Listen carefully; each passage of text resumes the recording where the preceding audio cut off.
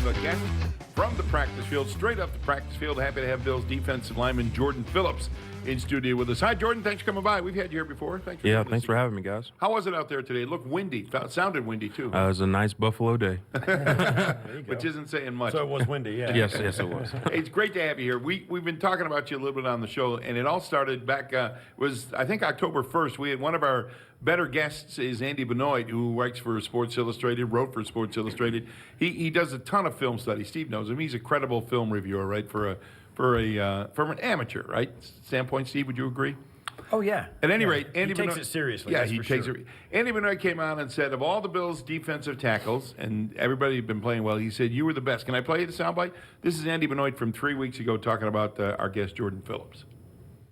Jordan Phillips, to me, is one of the more undervalued players in the NFL, and he has been for a long time. And I think, guys, honestly, I think it's not even close right now, or at least it's very apparent. Let's put it that way. It's very clear to me that he's been their most dynamic defensive lineman this year. Would you like to offer an argument against that? Should I clap for that? No, I'm not going to argue with him. Don't argue with him, I right? appreciate the recognition. What do you think he saw? What have you been doing this year, and even going back to last year when you were here with the Bills? It's just playing consistently, giving everybody the effort, and just making a couple more plays than I have in the past years. There's no stark differences to what you're doing now than what you did before earlier in your career. You just getting more results as a result. Is it maybe playing with better guys around you, or a better scheme, or a better higher level defense that has freed you up to make more plays? I mean, the coaches here give me a lot of confidence, and I feed off the confidence, and I wouldn't say they're cutting me loose, but they're giving me opportunities, and I've been able to take advantage of them. Hey, Jordan, you were have been a part of the Bills' regular defensive line rotation since you got here a year ago. This year, I wonder how much that changed when Harrison Phillips got hurt. Did you find more snaps and maybe more opportunities to get out there and do things? I wouldn't say that, because me and Ed are the ones that rotate with each other. So, okay. All of us are a real cohesive unit inside, and we just, whenever somebody else gets tired, somebody else rolls in, and it's just kind of worked out the like that. The rotation is healthy, though. I mean, they still, even without Harrison, right? Pecco's in there a lot now, right? Yeah, Kyle's a heck of a player as well. I can't speak for the upstairs, but I'm sure they had a hard time for him being on practice squad to get to start the season. So Sure. There's no drop off between him and Harrison. It's nice having him in the room. I think I know the answer to this question, but I'm going to ask it anyway so you can answer it for fans.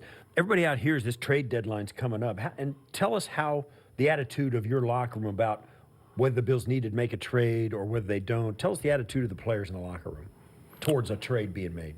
Honestly, I haven't even thought about it. I mean, we have who we want in our locker room. We have who we need to win. And once again, that's above my pay grade to make those decisions. But as far as I know, we're happy. We got who we need.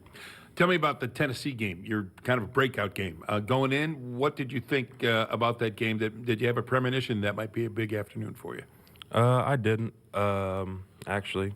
I played against the Titans a lot, and I haven't had that much success against them. I normally play pretty well, but I've never had 3 sacks before in my career, so there it was. It looked like you were having fun. You usually do have fun on the field, but that day in particular looked like you were having fun. Huh? It's always a great time playing out there, especially when the fans were crazy. Right. I mean, it seemed like a home game. It was a great time, and then the players they have on the other side, it gets chippy, especially with them, and that makes the game even more fun. And the one guy, the tackle, got a little chippy before, during, and after it appeared, right? Yeah. Lawan, right? Yeah, Taylor, he's a great guy. Is he? Yeah, from what I've heard about him, I've never actually met him. Reputation. Yeah, he gets a little chippy on the field, and it makes, like I said, it makes the game a lot more fun.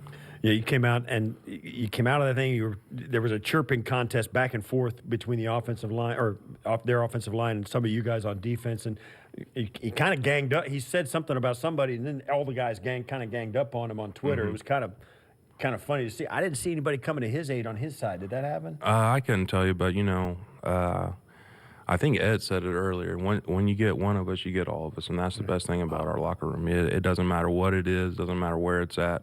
If we're together, we're going to get you. This past Sunday, you made a great play coming out of the end zone. You got Fitzpatrick tackled for a loss to set up the touchdown, the interception by Tre'Davious White.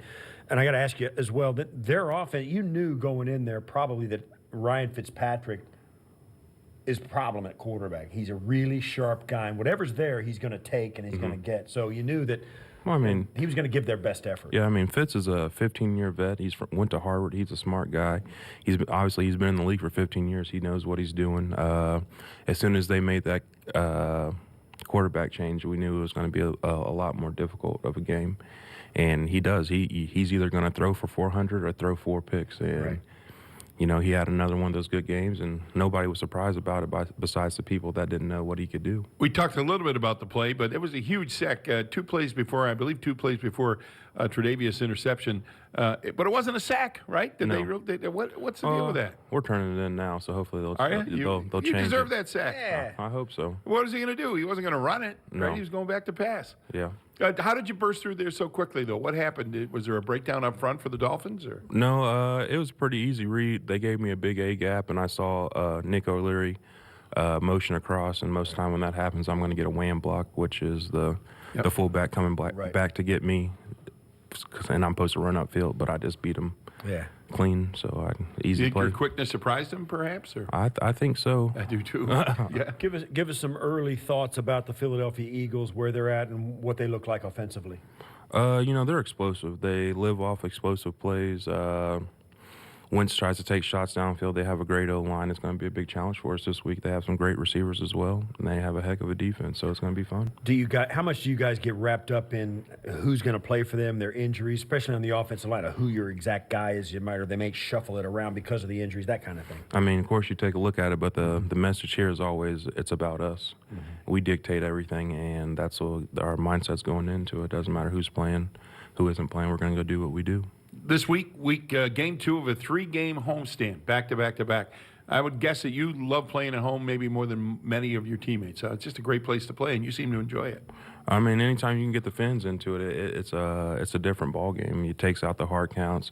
They have to go on silent. You can get off the ball faster. That just helps the defense out a lot. Yep. Hey, Jordan, thanks. Good luck. Thanks for coming in here today to practice. Yep, thank you guys. Appreciate it. Jordan Phillips, Bills defensive tackle. Steve and I coming back with more One Bills Live, presented by Kalata Health from the Seneca Studio on Buffalo Bills Radio.